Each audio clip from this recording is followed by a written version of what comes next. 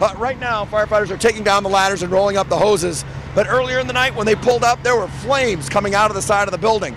Firefighters say it was one of the scarier moments, because when you pull up to a building and you see children and mothers hanging off the side of the fire escape, smoke swirling around them, they said that's scary, scary stuff. They got up there, they got the ladders up, and they said nobody got hurt. The fire escape, there was 3 or 4 people hanging off the fire escape. They couldn't get off. They were just on the fire escapes. I had people hanging in the fire escapes at the rear of the building, and on this side of the building, we had a bunch of people on that fire escape. About 50 people were displaced inside this building. However, firefighters say there's good news tonight. It looks like everybody will be allowed to go back in, except the one unit where the fire was in. They said that's good luck to them tonight. I'm Bob Wilson, on the scene of Bridgeport, News 8. The smoke, the flames, and the frightened faces, all in a firefighter's line of duty. But Chief William Hitchcock remembers the night it wasn't the fire that almost stopped him. Oh, I was scared to death. But the fire escape that broke underneath him. Where the railing just came away from the building. And our investigation found across Massachusetts more unsafe fire escapes. Rusty, deteriorating, crumbling, broken.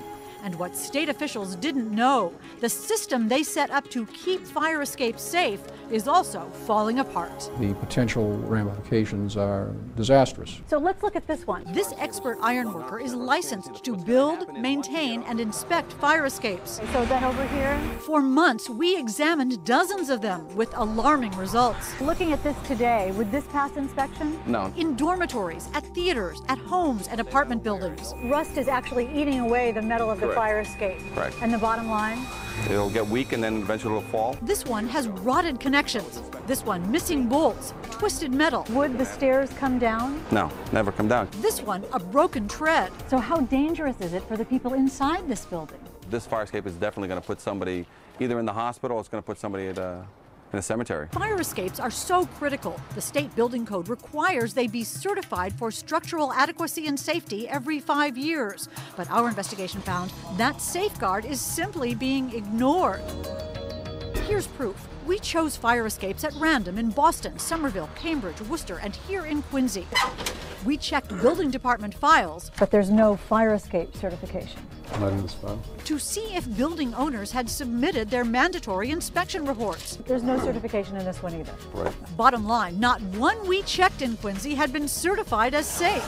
And the director of inspectional services admitted because of staffing shortages, the city has no idea how many other fire escape owners are breaking the rules. And as a result, do you know how many fire escapes in your city are safe or not?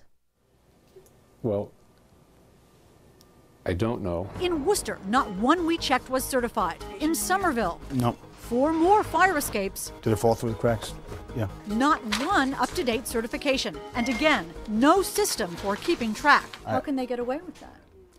I guess that the shortest answer of all is because we don't have the resources to sit here and follow up on these things. If structural deficiencies are reported, local building inspectors can actually evacuate residents until repairs are made. Would you talk to us on camera about this? No? But when we surveyed 24 more communities, most admitted they had no idea how many fire escapes were certified. In Taunton, inspectors told us they haven't seen a certification in 25 years. Northampton officials said it's a cold day in hell when that happens. In Cambridge, too, not one of our test buildings was certified, and the official in charge would not come out to discuss it. In Boston, where there are more than 8,000 fire escapes, again, according to inspectional services, not one we checked was certified. Officials know they are required to enforce the building code, but they admit they don't always know if owners are breaking the law. The building code is being ignored. Right, but it's difficult to write a violation when you don't have knowledge of something like that. But state officials say for a critical issue like this, communities should know. And they warn the Massachusetts building code is not optional. Does it worry you that these fire escapes are not being certified? This is an important issue and should not be ignored. That's because after the smoke and flames begin, it'll be too late to learn you've got no way out. I can't stress it enough, Hank, that These things have to be maintained, and someone's got to be watching. As a result of our investigation, state officials will now issue an alert to local inspectors. Meanwhile, if there's a fire escape on your home or office, you can contact your local building department to make sure it's properly certified. In the newsroom, I'm Hank Philippi Ryan. Welcome to Firescape Services. We provide inspections and certifications, repairs, and load tests to remove violations in your area and nationwide. So whether you're an inspector or whether you're somebody, you have your own home, you have your own building, the first thing is the law is very clear. It must be structurally sound and must be kept painted. So is the fire escape painted or is it not painted? And does it have more paint than rust or more rust than paint? So I can just look at this fire escape and say that I have evidence right now that there's more rust than paint on this fire escape. So immediately, if you were to call an inspector out here, the law doesn't allow him to pass this fire escape simply because it has more rust than paint. And structural means that if the fire escape is 50 to 75 years old, when any inspector is looking at it, he's got to see some evidence of maintenance. And maintenance means that I have to see a change in bolts, I have to see a change in rivets, I have to see some new hardware. Because when I go up to a fire escape, I see nothing but original hardware. That hardware is 50 to 75 years old. It's been out in the weather 50 to 75 years, and it's just impossible for not one of those rivets, one of those bolts to be changed in 50 to 75 years. And whenever that occurs, what I have is a fire escape that somebody's been constantly painting, but they've never done anything structurally to it. So now that makes the entire fire escape pretty much suspect.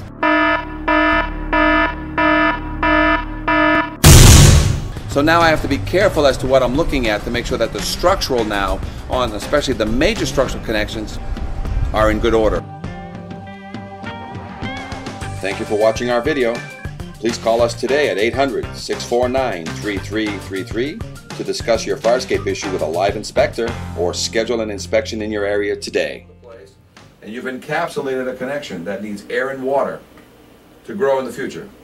So now all you're left on every fire escape is surface area. And will it rust? You bet it'll rust.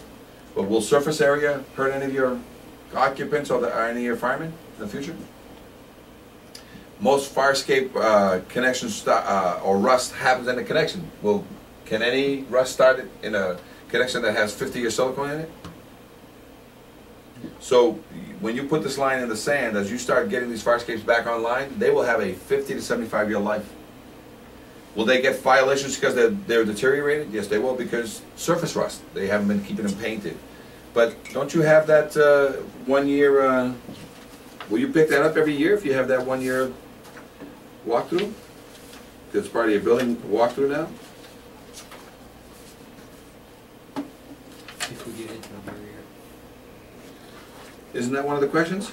Paint is in good condition? We try to get, realistically, about every 2 years. Well, on what? That we can get to most of the... Well, yeah, they can send us in. You don't have to be there. But he mentioned that there was, what's your sprinkler testing? Once a year. There you go. I mean, but that's just, there's a lot of different, I mean, basically once a year. We have, what we're trying to do, again, we just started the National Fire Escape Association. It'll launch in the spring. We're the founders of it, simply because we had so much information that as this information kept coming to you from fire escape engineers, from fire escape services, everybody's like looking at it with a crooked eye. So we started the National Fire Escape Association, and it's made up of members like you. So all fire officials and building officials, they're free membership for you guys to get on. But the additional members are engineers and architects and everybody, and basically anybody and everybody out there with information, and we hold a majority of it is going to be sitting there. So if you go to nationalfirescapeassociation.org today, there's videos over there of classes like this, so that people can basically get on there and just get their awareness up, and so that if you say something, they're like, well, can I get the information anywhere? So we started the association to basically start housing a lot of this information, and a lot of this will start being cleansed of our name on top of it, and sort of become general public awareness information. When you refurbish one of these, and you've done all the framework, you've done all the supports, getting ready to paint, do you sandblast the entire thing? Yeah, the EPA was kind enough to screw a lot of things up for, I don't want to say, they do a great job. They came in 2010 and says any fire escape older than 1978 is presumed to have lead unless you have a certificate from a licensed lead inspection company saying it has no lead or low lead. But they all must be handled under a renovator's license, that's all it is. So everybody, the EPA is issuing the renovator's license to all contractors, iron workers, and everybody must now have a renovator's license, and that's just teaching you how to properly handle the chips. So no, you can't weld on these fire escapes anymore, so welding is no longer repaired. It means you can't put an open flame onto something that has a lead as a base. Thank God that 98% of all fire escapes have bolted connection anyway, so that's a great thing for us. But you have to have the white suit on, no oxygen tanks, but the mask, you know. And so when you're stripping it, you can only strip it, can't power strip it, and you can't sandblast unless you fully envelop it. And by the time you factor the cost of full envelope of a building and then sandblasting an existing fire escape, you can replace it cheaply. You got rust in between the connections there, and you get that rust out of there. How do you refurbish one? I mean, isn't it still compromised because now the hole is bigger, or there's less metal or something? There's going to be cases where the steel is going to be so thin you have to replace the steel, or sister it up enough in that area. But no, a lot of times the amount of rust you see that came from the two connections being together, it only ate up a 1/16 or an 1/8 of itself, and yet it produced a quarter to 3/8 of rust. I'm like, my God. So 1/4 inch of rust will make a 1 inch growth, but it takes 50+ years for it to do that. So a lot of times when we get there and we remove that 1/8, 1/4 inch of rust, she's given very little up of herself. So in a cross section, you'll probably see that that fire escape is still at 75, if not 85% of the steel is still there. And that's why a lot of people think I have to replace fire escapes. 95% of everything I see gets refurbished, doesn't get replaced. So this is not one of those, let's change fire escape. But some people are changing their fire escapes because they have lead on them, and their insurance is higher because they have lead. So a lot of times they say, you know what, get rid of this fire escape now. I'd rather pay the extra 5, 10, or 15 grand more now, because now my building is totally lead free. And my insurance is actually lower, and in 5 years' time I've recouped my cost because I've removed my lead. So a lot of buildings that have children, Section 8 housing and assistance housing, they're removing it anyway and putting out a new galvanized fire escape simply because they have to keep it always painted, otherwise they don't get their funding or their matching, and they have to keep the lead down. And so they said, you know what, they kill 2 birds with 1 stone. They put a fire escape back, but it's galvanized and it's got no lead in it. Now it's open questions, open mic night now, right now, guys. What other questions do you guys have? Load test versus refurbish. If you're out there and you see the rust in between it, no matter what load test or any engineer comes back with, it's gonna be. Yeah, it has to be ready for a load test. And so that's the problem. Now, if you get a guy that says, I'm going to load test it anyway, because you will get some owners that will fight back and say, hey, I want a load test. Say, great, have your engineer come to me and give me his load test criteria, and if he satisfies it, I will allow a load test. So the guy comes in and he says, you're going to load test? He goes, yeah. Did you do your full inspection yet? He goes, no, I'm just going to load test. No, I want a full inspection so that you can tell me why I should let you load test. And then with your current knowledge, you're like, okay, did you fill out the confidence test? And it says here, right there, that on the structural review, it says all critical materials, connections, and/or joints are 100% free of all internal rust or rot. Did you see that in the thing? And so you still want to load test it? Your license comes from where? Tracker check box? Where? I think my question is more for the chief. Who assumes liability once we say, hey, this fire escape is no good, or we believe it's unsafe, but yet we don't placard the building? We allow people to stay in there. Probably the same people, probably the same place where the liability is, where the code says they've got to be maintained and they're not maintained. I mean, if we're saying it's unsafe, or we believe it's unsafe and we don't. We're not saying that it's okay, let's just let's just bypass the stickers and that. We're not saying it's safe, we're not saying it's unsafe. It just has to be maintained and inspected at this point. Just give us something, just like we do the sprinkler systems. We're not saying the sprinkler system's good or bad. You got to have it inspected annually. Okay, so now it comes back, it is red tagged. You allow the people to stay in the building. We answered that question, if I may. We did? Remember? You got a fire escape that is dangerous, and occupants can't use it and you can't use it. Immediately, they can initiate repair right away. They don't want to. It's on the foreclosure, it's a dead building, a little old lady, you name the situation. We talked about that as a worst case scenario. You scaffold it right away. So for $1,000, $2,000, a scaffolding company will come in and scaffold right next to the fire escape another means of egress with staircases in it. Now you got 30, 60, 90 days to kind of talk and find out where this thing is going. So there's your immediate. You can also vacate the building because that's your right. You don't have a second means of egress, you're not going to do anything about it, vacate the building. You can also order, based on the situation, a fire watch 24/7 indefinitely until this matter is resolved. So, fire watch, vacate the building, scaffolding, emergency repairs. And we talked about emergency repairs. So let's say he's got a $25,000 fire escape repair problem. And the guy doesn't have any money. The vendor in the area says, you know what, I can secure this fire escape for $5 grand. Now, what that is, it doesn't remove the violation. But I'll answer the question. So if we came in as a vendor, and every tread that had all these gobs of rust, we took out every bolt, didn't go any further than that, didn't remove any rust, but we put in brand new bolts. Is that tread safe now? Not certifiable. Is it safe for tenants to walk out and you to get in? Every support connection holding a platform had gobs of rust in all its gussets. I didn't clean out the rust, but I took out one bolt at a time, one rivet at a time, and I put in a brand new bolt. It's a temporary repair. Is that platform now safe and satisfy as a temporary band-aid? It's a make it functional. I didn't make it certifiable. I made it functional for a 30, 60, or 90-day period. Doesn't remove any violations. That's called an emergency repair. You would do the same thing for rails, platforms, grading, and then this is all under engineer oversight. The engineer is going to decide what the band-aid is going to be to make this thing functional until such time that all the parties get to a table and work this thing out. So, fire watches, vacates, scaffolding, temporary repairs while the banks take over or whatever, because everybody's like, it's not my building anymore and I don't care and whatever, but there's 50 people living in the building.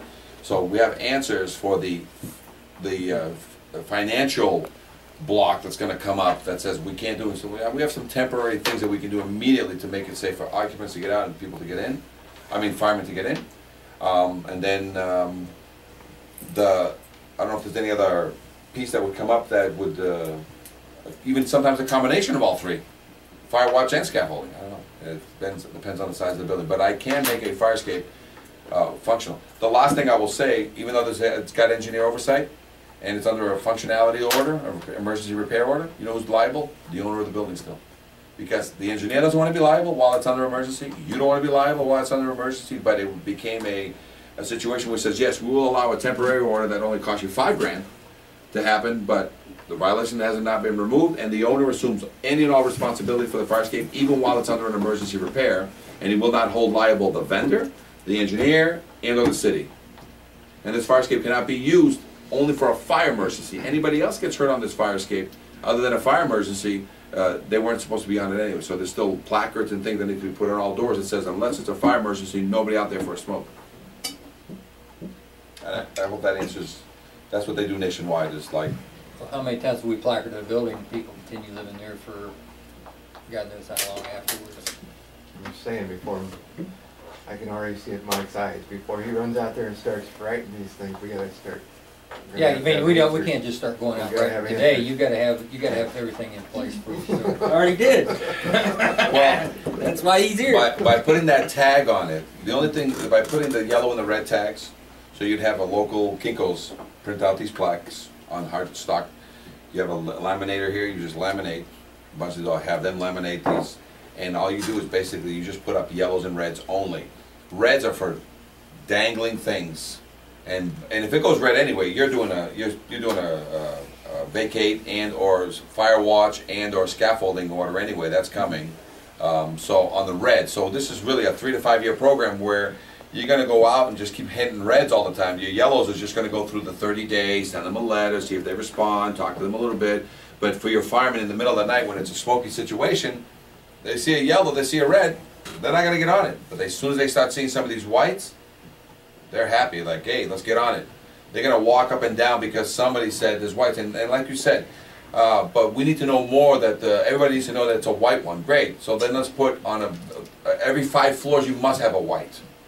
To answer Marty's question, you're absolutely right about them exiting out like the 12th floor. But by the time those guys are at the 12th floor and coming out, somebody's already did a 360 and had seen that tag there and is going to radio 7 to 10 feet off the ground. It's going to radio the IC that there is a red head. It can be reflected, but it's usually white. Well, it's a big white tag. Permanently affixed to the fire escape. It's got to be restricted on a lot of things. And then when you do your pre-plans, a lot of your pre-plans already determined that fire escape is certified. Safety officer's got a laminated list, to-do list. And that would be something you could add to that. But what about on the pre-plans as they go to the buildings? Usually on the pre-plans, which is something that's already on your computer system, if the fire escape is certified, shouldn't that be on your pre-plans when they're on the way to the That would be awesome to have on there. Yeah, we don't really count on our computer systems. Just going to and from fires. Okay. You really can't. It's too quick. But on your you do pre-plan all your buildings, right? Yes. So on the pre-plan of every building, if it's a hard copy, the fire escape certified or not is already on there on your pre-plans. If it's done right, they could go on the Dubs list if the thing is I think not. the Dubs list is a good idea, and I also think just that little checklist that the safety officer has. And being on the Dubs list is going to affect their insurance, and yeah, there you go. You tell them, hey, here you are, you're in black and white, they're going to jump on it faster. I don't think it's going to affect their insurance. That's an internal document that is. Only if something happens, they're going to want to see that.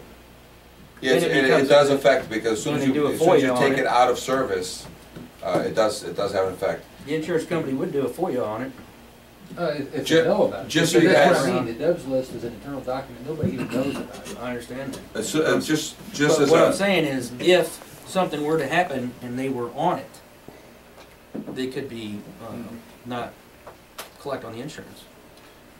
Just as some future planning coming from our side, and again through the National Fire Escape Association side of things, and we're trying to create sort of the National Fire Escape Reform Act of 2012.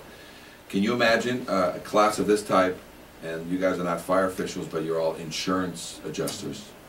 And I tell you that 95% of all the buildings you guys insure don't have a current certificate on file. And 50% of the means of egress is currently not there, and all the liability is sitting squarely on you. But as soon as you put a checklist item that says, I need current certificates within 30 days on all my buildings, how quickly what we're doing here is going to be a moot point, because now the insurance companies are going to demand. Because right now, the insurance companies demand a certificate for your sprinkler system on file. Otherwise, they don't insure you. So there's certain checklists on insurance companies because they do their yearly walkthrough. And guess what's not on there? The bastard child of egress is currently not on that checklist. But as soon as they realize that 95% of all the fire escapes out there have not been load tested and or certified in the past 25 to 50 years, and they're assuming all the liability, they're going to put the pin back in this hand grenade very quickly. But in the meantime, we haven't gotten to them yet. But they are the final piece of the puzzle that once they know how bad the situation is, that they're insuring bad buildings, you guys are going to get that help. Because as you know, once you shut down the insurance, they don't. Fire marshal scares me, but the insurance guy scares me even more. You know what I'm saying? Because now I'm losing an asset. You know, I'm just getting yelled at by him. And if I can delay him long enough with my lawyer, it's court dates and stuff, and I'll still do it anyway. But I bought 9 months. Insurance company, 30 days, cancels insurance. You don't even have a breath with those guys. So we're working on that side. Fire departments has got limitations on how far they can go with pulling their strings. So. But I'm letting you know I'm working on that side of the insurance. I just haven't done it. We have to sort of get our legs underneath us, because that's another arena that we're going to go into. But the laws are laxing. So the National Fire Escape Reform Act of 2012 is to do what we did now with Portland. It's a state code change. Because we've done a lot of city code changes. Actually, it doesn't affect the more state. Just state. If there was so many departments nationwide going to the IFC, That's when it needs to be updated. Well, if you know anybody that I should be talking to, point me in that direction. The NFPA is 15 minutes from my door in Boston. They're in Quincy, Massachusetts. I've gone to speak with them about this. I have to create a committee. 3 to 5 years from now, all this will change. So it's a walk up a hill on a cold day by myself holding the only flag. So I get a lot more results, believe it or not, I get a lot more results here in this kind of class than I do trying to change it from the top down. Changing from the bottom up. It's just, if you guys want to do it, it happens.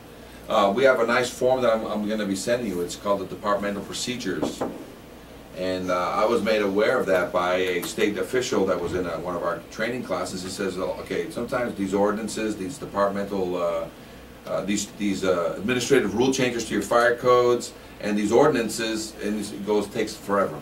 But if you have what's called a Departmental Procedures and Guidelines form, and you use it just as a simple guide, and you have it as an attachment, and you guys sometimes use it on your policies. You call it policies and stuff, right? He goes, if it's general enough so that it doesn't specifically tell you how to do it, but it says follow these industry standard guidelines, that's it. So I'm going to send you a document, it's a one-page, that you basically send out to anybody that writes a violation, because in one side it says what you're kind of looking for if you're going to inspect it, what you're kind of looking for if you're going to repair it, and what you're kind of looking for if you're going to paint it. And then at the very bottom, it has your code. At the very top, I usually snapshot your web page, you know, your your city website. I go to fire prevention, and then I capture a little bit of the page, and I drop that on top. I said, and then I put your phone number on there, and sometimes your name, depending if they want. So I put your name and your phone number, and that way you send out, and it's an emailable thing, so that whenever someone's like, oh, why do you write that thing? He's crazy. He's like, boop. Because now, if I may have this code thing again. Are you guys going to stick to this code? Because I think your code from now on every fire escape that you're ever going to write on is 1027.16. Or do we have something else here that you want to write? Oh, it is. This is what actually the sheet. So this actually will go now on our website when you go to firescapeservices.com. We have all the 50 states. We actually just put this entire thing there. And that's what they're going to see. So this is what you wrote the violation. So see if you don't need any of this other stuff. And maintenance. Here's your maintenance code. So I'll start putting all these on the bottom of that sheet, and it'll say, fire escapes will be kept clear and unobstructed at all times and shall be maintained in good working order. So there's no 5-year rule. You need to add the 5-year rule and prove it to me. But sometimes. Why do you need a 5-year rule? Why can't it just be all the time? No, it is always going to be the time, but because it's almost like either you want the 1-year rule or the 5-year rule. Everybody in the nation does the 5-year structural inspection and or a load test, and they do the 1-year like Tacoma does. What happens when you have it must be maintained at all times? It relies on you to always remind me that my fire escape is not doing so well. So as soon as you put the 5-year rule, it's just cycle. It's a cycle thing. Now in 5 years, I need a new certificate, and when we put the tag on. You see the tags have tell you when the next inspection date is. Just like elevators. Yep. See, month and year that it was inspected, and when's the next due date. So when you do your walkthroughs, and you look up at that tag, which is only 7 to 10 feet off the ground, guess what you get to read? In big bold letters to say 2015 is your next inspection. It's a year from now. And because of the rule that you have, it says 2015, but you get there and you see some truck damage. It needs an inspection today. Which we saw about 7, 8. Yeah, truck damage. Bad ones. One that had a big cast iron disc ready to fall on the ground by the bus station or by the tracks. Today. We'll get on it. I am. As soon as the main thing that I will stress is that as you start, this took 75 years to really screw up. If you try to fix it in 75 minutes, you're going to get so much blowback like you would not believe. It's going to come out. But this is, well, let's equate this to your sprinklers and to your elevators. Is every elevator in your city have a tag on it? Most. Every sprinkler system in your city have a tag on it? Telling you of its condition and when it was last inspected. All you want is every fire escape currently right now, so this is not an inspection program, you want every fire escape in your city to have a condition tag on it. There's only 3 colors you can pick. Our officials, in their normal day-to-day walk around, as they run across fire escapes, they're looking here at this is my inspection today. But behind me, after I finish this inspection, I see a fire escape. I have tags in my car. This is nothing but an opportunity inspection, that's all it is. And I'm not here to inspect it. I'm here to say, no dangling treads, no evidence of like life safety issue. I can only go get a yellow. I pull a yellow out of my car, which has already been pre-punched, and I got zip ties, and I just go hang it on anything I can near the fire escape. I come back to my office, I write a letter here asking for a current copy of the certificate. I'm not asking for an inspection. I'm asking for a current copy. Or if at that time, while you're there inspecting this, you saw that and it's fully rusted, you would have wrote a violation on that anyway.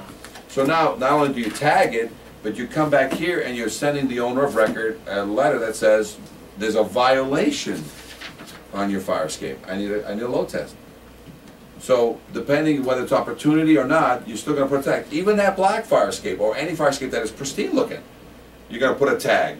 Because they're going to call you, hey, why you put a tag on my fire escape? I said, I need a copy of the load test. Looks like you just finished refurbishing that. I just need a copy of the load test. Like, what's that?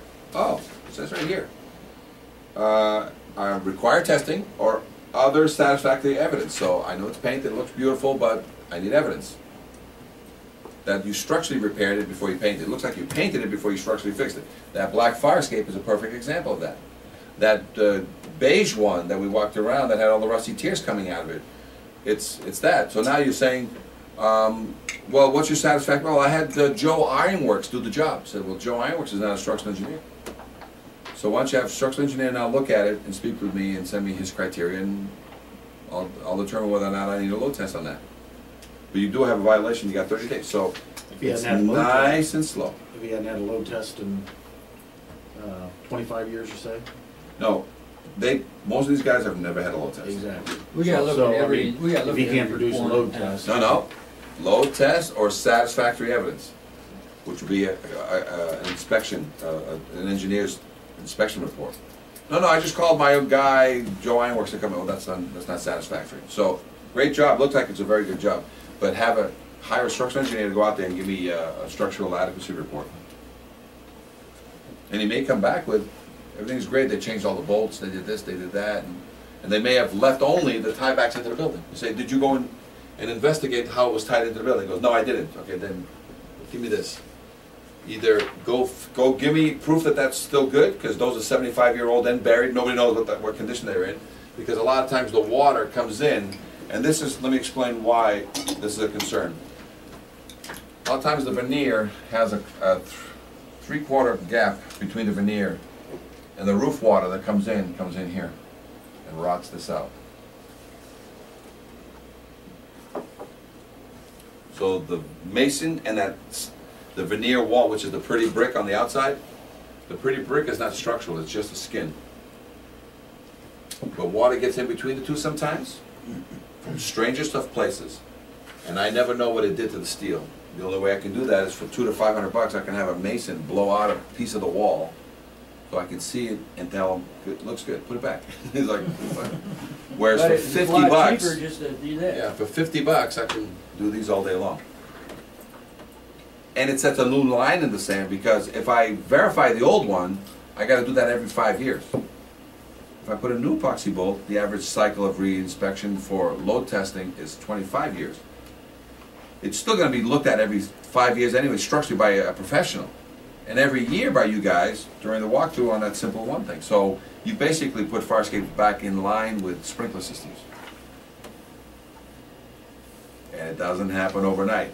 3 to 5 years to get this all back under control, because people are going to start fighting back. They're not going to feed back. They're not going to be happy that you're making them safe and fuzzy and warm all over. They've never spent any money. They spent 50 grand on marble for the front foyer, and you want 50 grand for the fire escape? Are you crazy?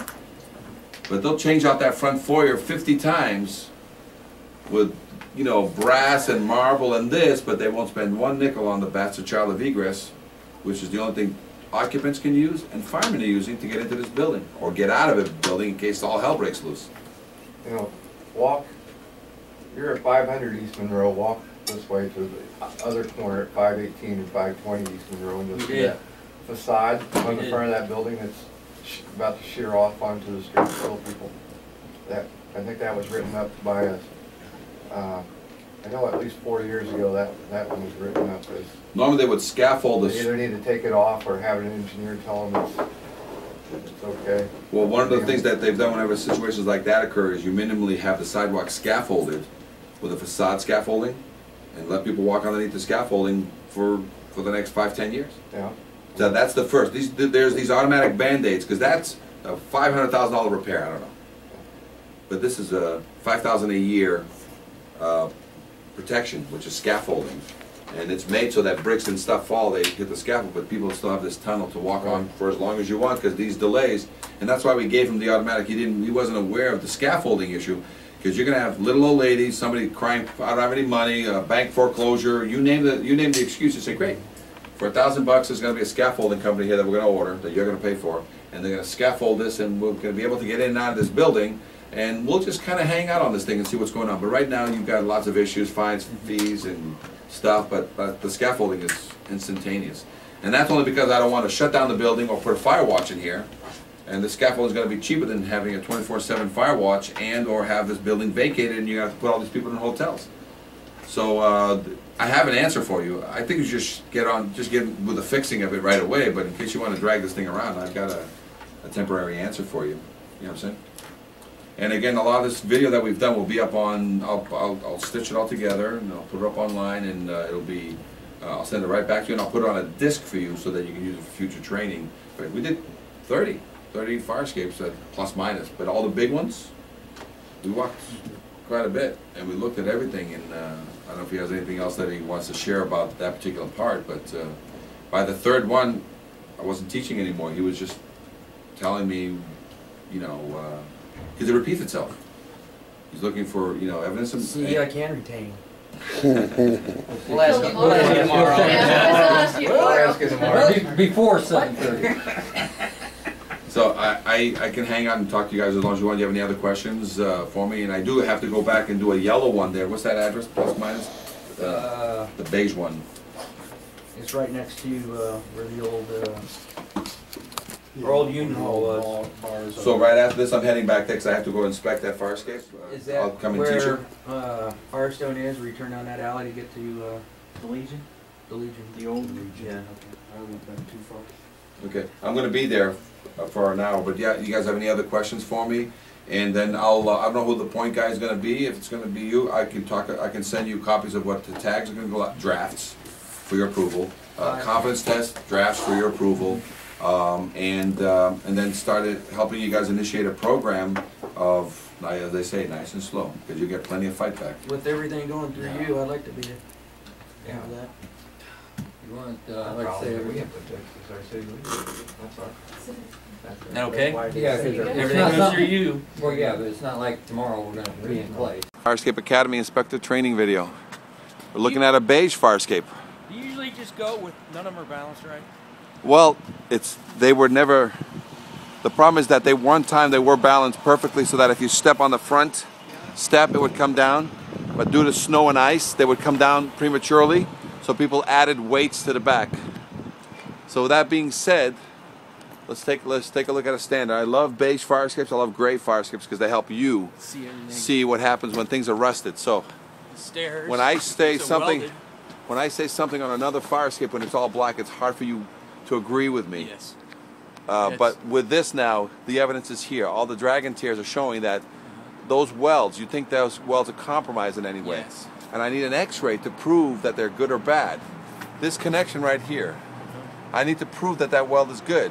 But is there evidence of rust that got in there because nobody sealed it from above and below? Yes. 1% of all the fire escapes in the United States are welded for a reason, because they fall apart immediately. So here's the reason why.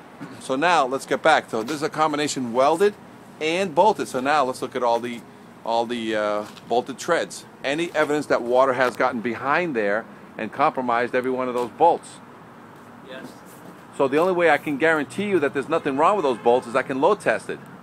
Otherwise, what's another way that I can, for inexpensively, avoid the load test? I just rebolt. So I take those bolts, which are inexpensive, they're 10 cents a bolt. Yeah, clean the bolts. Clean out the treads, put the treads back after it's been cleaned, seal it with silicone. The fire escape is back into a 25-year cycle. Now, that's down here. This is a brand new cantilever system down here because the previous one was smashed to death, and you can tell why. And they brought it up to 14 feet up above, right? Yeah. But now, let's take a look at the system here above. It's still the original fire escape. Now, looking up at the original fire escape, any evidence of maintenance? And they used to have bolts, and they took out the bolts, and what did they do? They welded every tread back in. Okay? Now, what's the rule when you see welded stuff? Load test it and or x-ray it or rebolt it. Rebolt it. But if I've got evidence of rust in it, what do I have to do anyway? You got to take it apart. I got to take it apart and then put it back together. And not even including the EPA requirement that can you weld fire escapes that have lead on them? Nope. Don't allow you. EPA, anything older than 78, you can't weld it. You can only bolt it. So let's talk about the cement. Can you look up there in that corner right there of that platform going into the wall? How is it? Bad. It's bad. It's cracking. Cracking. It looks like it's just filled with the So you got, cement. they've been painting it though, right? It's got, yeah, it's got plenty of paint on it because they keep throwing paint. Have they been fixing it though in its lifetime? The top stairwell looks like it's just freshly painted. Yep. You can still see original square head bolts on all the entire fire escape. Cement. We need to verify the connections back into the wall or duplicate them. The treads, somebody went and welded them, so if I find that there's no evidence of rust in them, I still have to rebolt it anyway. Why they didn't just rebolt them anyway is beyond me. I don't know, but all those corners up there scare me. Yeah, they're full of rust.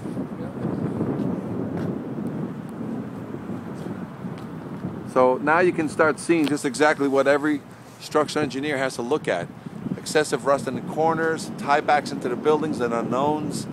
And these bolts that hold, see this big huge support going here, and see that big nut on the tip, and the second nut in the middle. I can only guarantee you that if I load test it. But if I keep that, if it's in good condition, and I gusset just behind it and I reinforce it, do I need a load test?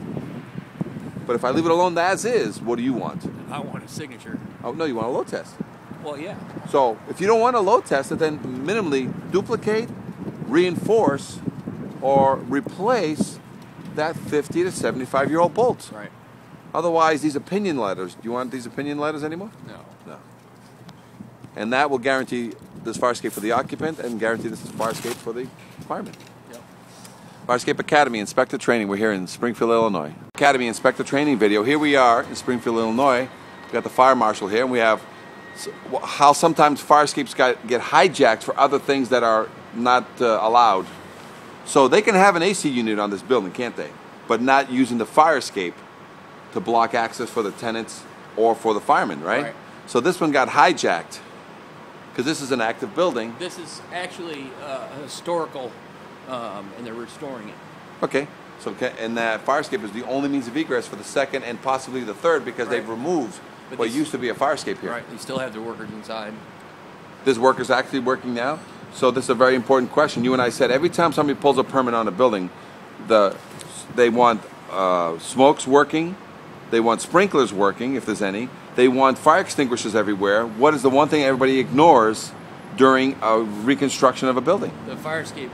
The means of how the vendors can get out and how the firemen can get in and fight the situation. So here we have a hijacked situation where this building's getting refurbished, but nobody's got a way in or a way out of this fire escape in case you're on the second or third floor. And I don't think they have a permit, so I have to report them. And there's a permit process going on, and so the permitting is going to be an issue. But the fire escape, pass or fail, looks like it's all welded. Fails. Fails, through bolted. No paint. No paint. Air conditioner on it. Air conditioning, obstruction rules. Yep. Let's take a look at the next one.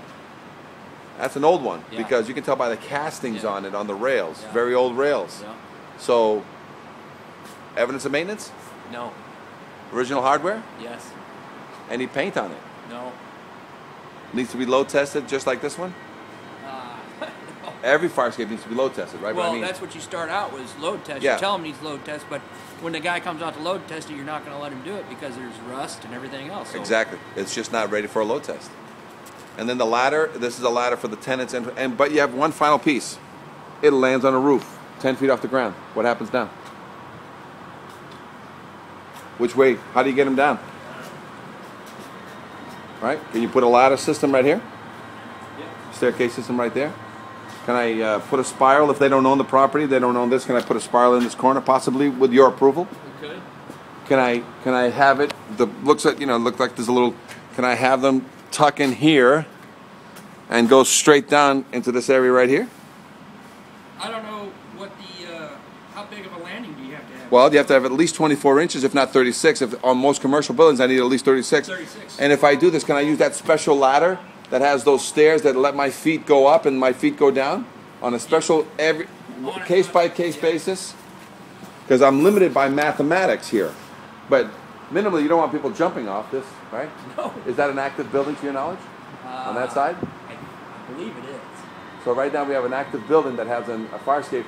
And just from down here, can you see all the rust that's growing on all the joints? Yep. Will that thing take a load test as we speak now? No, I wouldn't let him do it. Okay. So load test it, or give me a guaranteed refurbishment with a confidence test signed by a fire escape engineer or a structural engineer, correct? Structural. Very good. Fire escape engineer? Fire escape engineer. Is there any licenses out there that you're aware of in the United States to be a fire escape engineer? I don't know. Yes, there is. There's one out of Boston and one out of California. Okay. So if somebody comes in and shows you those licenses, and again, they all have to qualify themselves with you, will you accept, because the rule of law is structural engineers and or others acceptable to the building official. So everyone, because there may be an architect that wants to come and claim to you that he has the knowledge to do this. So if an engineer, so forget about my fire escape engineer, an architect shows up and shows you evidence that he has been dealing with fire escapes for 25 years. He knows how to design them, draw them, inspect them. Will you accept that guy? Possibly. Again, the law says very clearly, structural engineers and or others acceptable to the building official. So if that architect shows up and you say, you know what, I still want a structural engineer, can he piggyback a structural engineer on his team anyway? Yes. So it's really it's not a big issue for anybody. Right. But yes, structural engineers, architects, and others acceptable to the building official. There is currently only 2 licenses in the country. Is that on your and that paperwork is, you're gonna give us? yeah, that is only in Boston and out of LA. But through the National Fire Escape Association, we're looking to have certification so that all 50 states can have a certification from the association for anybody who wants to inspect fire escapes that are not structural engineers. They go through the association. Again, any questions? Fire Escape Academy Inspector Training. We're here in Springfield, Illinois. Fire Escape Academy Inspector Training. We're here in Springfield, Illinois with a fire marshal, and we have a fire escape. Must be kept sound, must be kept painted. Is it painted or not? No. Active building or a dead building? Dead building. Dead building. So this fire escape is no longer for the occupants. This fire escape is for the firemen. Yeah. So minimally, even though it's a dead building, do you think it still has an active sprinkler system? No. So does it have to maintain? Yes, Do all dead yes, buildings yes. have to maintain That- the alarm and the sprinkler system are both operational. They have to be. Yes. Otherwise, this would be a dangerous building. Yes. So the fire escape is part of the fire protection. Yes. But it's always the one that everybody forgets about. Yes. Because this is what your firemen are going to use to get in. This is also what your firemen are going to use to get the hell out of here in case all hell breaks loose. And to your knowledge, you think this is structurally sound to handle all your firemen coming out of it No. in an emergency? Has it ever been load tested? Does it need to be load tested? I would say it needs to be refurbished. So if I refurbish this and I don't paint it, and I just refurbish it, will you forego the painting and until such time that the building becomes active again? But I secure it, silicone shut it, just to save some money. Doesn't remove the violation because it must be kept painted, it must be structurally sound. Right. So minimally you want me to make it structurally sound. Can we forego the paint for 6 months to a year? No. So they have to paint it 100% also. Yes. Very good. And that will make it safe for your firemen to get back in because there's no occupants right now. Right. So this is one of those fire protection systems that everybody forgets about. Yep. Bastard child. Actually, it costs too much money, so everybody just kind of turns a blind eye to it. But it's part of fire protection. I know. It's part of how your men get in and how people get out. So you can't turn a blind eye. I'm not gonna. That's why you're here. Fire Escape Academy, Inspector Training. Springfield, Illinois. Escape Academy Inspector Training. We're here in Springfield, Illinois with a fire marshal, and we're looking at this fire escape here. And this is the first time I've ever seen one of these. This is one of those ladders. It's a one-way ladder, meaning I put my foot here, I put my foot there, and going up is not the problem. Not that it's a problem. It's made because when I go down, what's supposed to happen here, and as you can see, it's very difficult for me to turn around on this without knowing what's going on, but basically it's made so when I go down I get a whole foot in, and I get a whole foot in. If this was a staircase, a tread going all the way across, I'd only have about 4 inches for my heel to come. So they do these, but it's only one way down, one way up. So it does take a little bit of knowledge to know what you're doing, but when I go down, I know exactly, my foot has 8 inches worth of grab. Never seen one of these utilized on a fire escape ever. You see these in boats. Escape Academy Inspector Training. Here we are in Springfield, Illinois, doing a downtown walk around with the fire marshal. And right off the bat, we're walking up to this building, and tell me about the cantilever from here.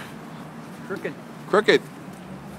All right, so the fire escape is crooked. It looks like somebody painted it.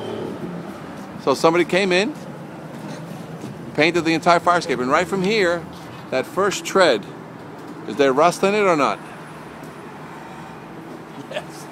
Okay. The whole thing is. They changed the bolts, right? Yeah. And if you look up, they changed the bolts, very similar to the fire escape that we came from at the other building at Monroe. They removed the rust though. They have changed the bolts because there's square heads there, and then there's hex heads. Hex heads there. But is the rust removed? No. On any of them. Keep walking down. Just look straight ahead. No. Any. All right. No, now. You can see it. See the angle there, and the spacing. Yes. And look at the corner. Look at that corner. Any rust in that clip? In that corner? You can see the rust dripping down. Yeah. Rust in that corner? Yeah. Rust in this corner? Yeah. Okay. Let's take a look. I wanted to look at this. Oh, come over here. This thing. Yeah? Has a plate here. Yeah, better. Come over here. And it has a Come over here to here. Look at that angle. That's called a stiffener. Back out here a little bit more. How much rust is in that stiffener? Oh, wow. The whole length of it? Yes. Okay. Now look up. Now, I had given them a repair order on this, on how to properly repair, and it included remove all rust. So what did they do? They got it all painted. They got it all rebolted for a fraction of the cost, let's say. But what was really done here? Every single one of these bolts has to come out. Yeah. Every single one of those treads must be removed, rust cleaned, and then it put back. How about all those welded connections? If I rebolt them, will that pass? Obviously, if they're clean. If it's clean and I rebolt it, do I need a load test? No. Every one of these supports, let's just go back here because there's a nice support down here. It's a welded support. Okay? It's all welded supports. If I reinforce every joint on a perfect connection, do I need a load test? No. Okay, the connection coming out of the wall, and they've sealed everything, which is good. See that nut? See that through bolt that comes out of the building? Yeah. If I do a pull test on that, or I duplicate that connection, would you need a load test on this? No. Okay, so that's good. So let's look at this. Let's look up. Any evidence of any other maintenance on the platforms other than just the treads were flipped out? I don't see it. I don't see it either. All right. All the rails are welded. Any backup bolts anywhere on the rails? Very good. So the treads, this is similar to 500 East Monroe. Yes. So this is a quickie and a paint job to make you not say anything anymore. Yep. This cantilever, is it balanced or unbalanced? I'd say it's unbalanced. Unbalanced. And it's questionable whether that C channel can hold this load, because look how much rust is in. Is that at least 1 inch of rust? I'd say so. Okay. Now let's go look on the back, because this is part of the two-part system. So they spend a lot of money in the front. Okay? And you're aware that this building is egressed by 2 fire escape systems. Correct? There's only one stairwell on this inside. Okay, well. So it needs a fire escape. What's this thing over here? Where does it go to? It goes back into the on top building. of the building? It goes back into their building. It probably feeds a stairwell It feeds an internal stairwell that is probably fire rated. But right from here, that fire escape on the back side.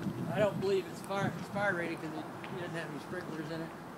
Well, I'm just pre-existing situation. Yeah. But my question to you is that fire escape, which is part of the front one. No, it's rust. Any evidence of maintenance? No. Any dragon tears on the cement? Yes. So there's a life safety issue on half this building. Yes. There's a life safety issue on the other side because, not a life safety, I don't want to go to the life safety, that's usually when something's dangling, something's broken. Right. But you need a load test, the front and the back. You probably got a load test for the front. So somebody gave you a document that says the front is good. Was that person qualified to make such a statement? Even though he's a registered structural engineer and he gave you a document, which is what you needed, was it a correct statement?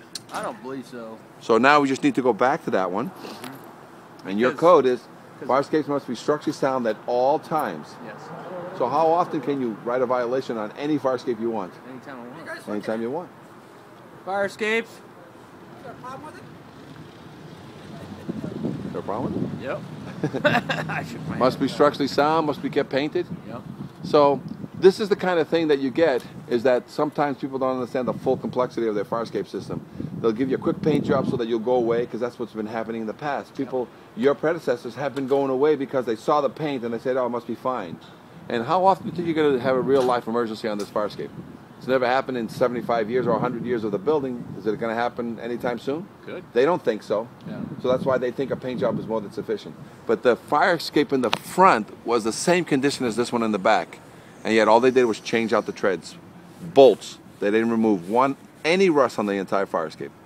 And that's evidenced by the cantilever, which is full of rust. Yes.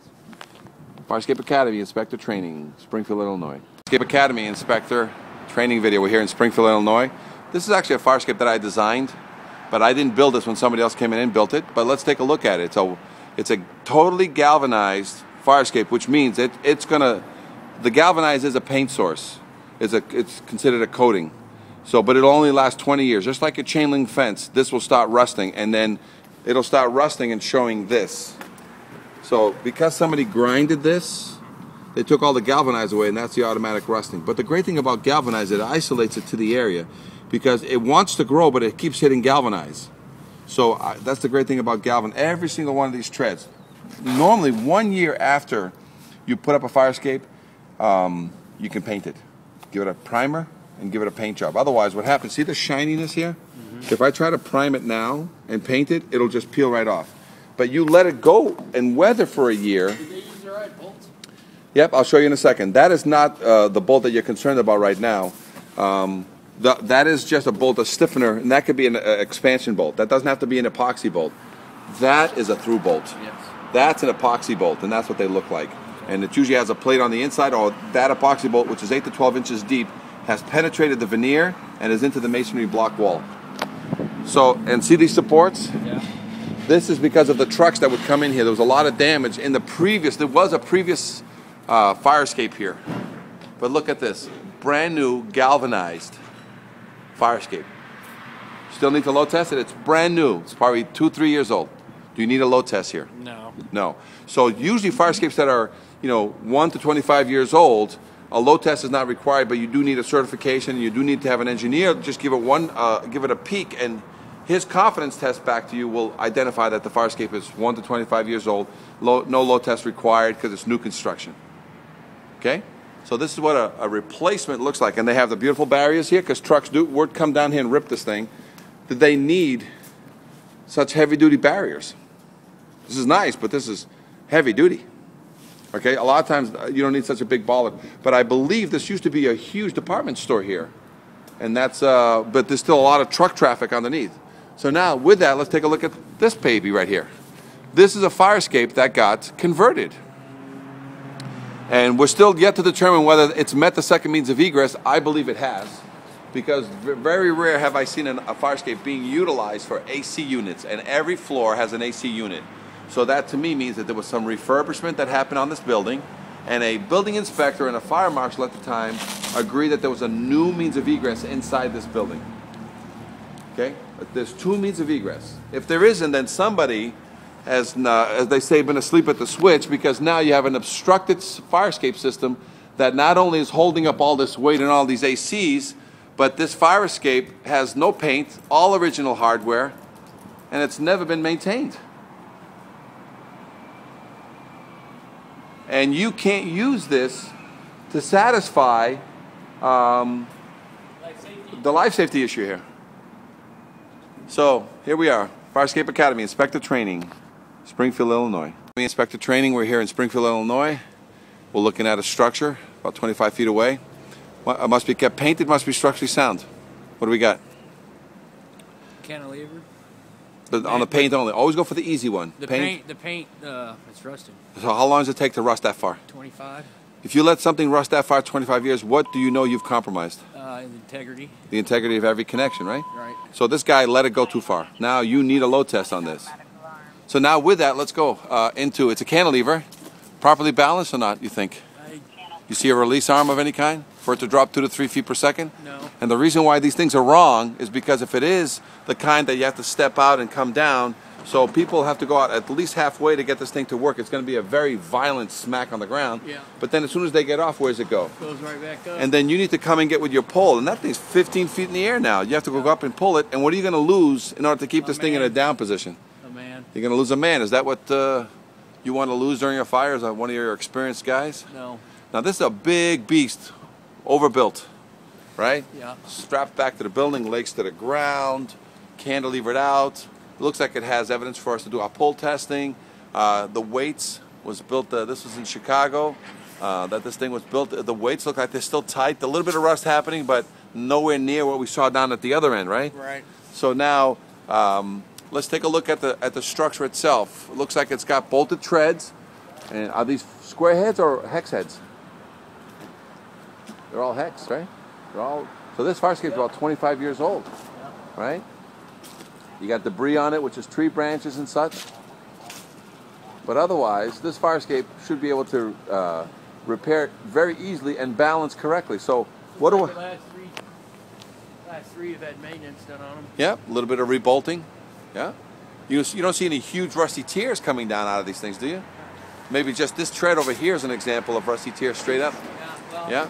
But that's not too bad, right? So this fire escape can actually go right to a load test after you do some spot repairing. This fire escape may be cheaper to load test it than it is to refurbish it. Yeah. Otherwise, you don't have that many bolts to change out here, do you? No. And if you refurbish it and you verify with a pull test, will you need a load test? Because it's got new grading, new treads, missing a paint job, but we don't have much. But there's evidence that the thing is out of balance because look at the extra weight they welded on it. See this huge piece of chunk of steel they welded on here? So that she's out of balance, right? Yep. That's it. So this fire escape is 25 to 50 years old the most. And you're going to have to do, once the engineer has verified the connections, you're either going to load test it or you're just going to refurbish it to make sure that all these welded connections are, see all these welded connections here? Yes. Either you can do a x-ray or they can just reinforce a lot of these connections and verify all the connections. You can see. Yep, they're very good. And there's also rust happening above it, you know what I'm saying? And who verifies this? You or the structural engineer or the fire escape engineer? The engineer, structural. So give me a load test or give me a certification and I'll be happy with it in lieu of a load test. And that all clears through you anyway, so nobody touches this fire protection system. They don't touch Escape Academy Inspector Training video. We're here in Springfield, Illinois. Now, if you're ever going to have a fire, should I always strap my propane tank to my fire escape exit? Absolutely. That's going to just help things, you know, intensify. So, spirals, are they allowed as a means of egress? They are allowed, but only in certain circumstances. Yeah, case-by-case basis, with approval from the fire department and the building department. And a lot of times it's because you have no means. Now, I don't know where the building line is, whether it's here, but I could have done a fire escape zigzag in here. But sometimes this wall and this wall and this street and this building, they all kind of own a piece. But now that it's here, it's got to stay here. Does it need to match the 100 pounds per square foot? Yes. And needs a paint job, right? So it's got rust going on it, but it needs a paint job. But let's take it at more importantly, let's take a look at the fire escape, whether or not it's properly attached back into the building and through bolted. No. It is. Actually, see all those rods coming out? Yeah, what about the bottom supports? You don't. Those are just pressure. You don't need them? I mean, I can put a bolt in there, but they're just pressure. They're solid. They're a one-piece solid. Well, there's enough of a bolt head on there for you to put that machine on it and hold it. Oh yeah. But you got like 4, so she's good. So this is actually rated for 100 pounds per square foot, and it is a means of egress, and it's a spiral. Now let's take a look at this one. This is a hybrid. But yeah. Wouldn't you have to still do a revamp on it because of all the rust?